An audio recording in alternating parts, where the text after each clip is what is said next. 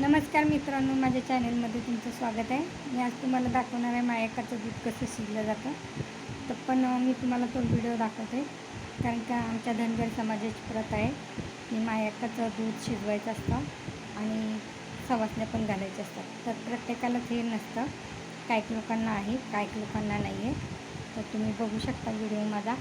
तर तुम्हाला कसं वाटतं ते नक्की कमेंटमध्ये सांगा. नक्की लाईक करा, शेअर करा, फॉलो करा.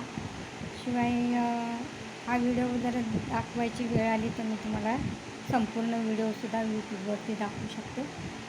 तर मायक्काच्या नावानं चांग झालं आणि नक्की मायक्काच्या ह्या दुधाला तुम्ही नक्की फॉलो करा, हीच माझी विनंती.